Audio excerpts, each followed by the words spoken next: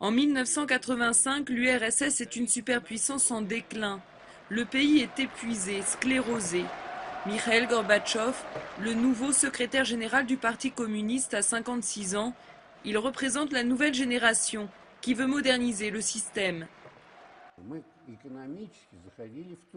Nous étions dans l'impasse, notamment en ce qui concerne la course aux armements. On est allé au-delà de nos forces. L'idée a commencé à germer qu'une reconstruction économique était nécessaire. Gorbatchev lance alors la perestroïka, une libéralisation de l'économie et de la politique dans le cadre du régime communiste. Il permet la critique du système. En Europe de l'Est, les pays satellites commencent à s'émanciper. En 1989, le mur de Berlin tombe et Moscou laisse faire.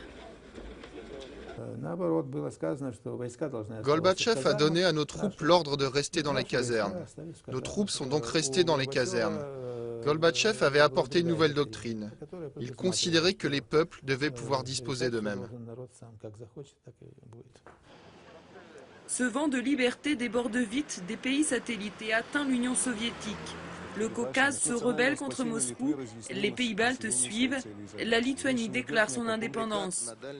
Cette fois, l'intégrité de l'URSS est menacée. En janvier 1991, Moscou intervient, l'armée tire sur les manifestants.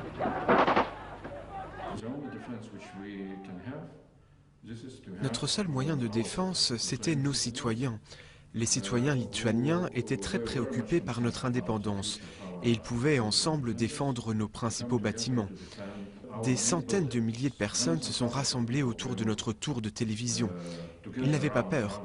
14 d'entre eux sont morts.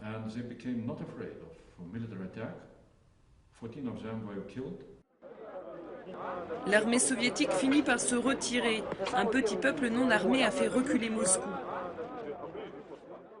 Au printemps 1991, les démocrates continuent de gagner du terrain.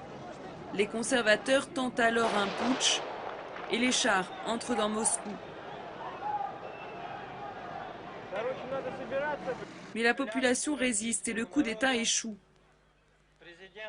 Dans les mois qui suivent, les républiques soviétiques proclament une à une leur indépendance. Le 8 décembre, la Russie, l'Ukraine et le Bélarus proclament la fin de l'URSS. Le 25, Gorbatchev démissionne et le drapeau rouge est retiré du Kremlin.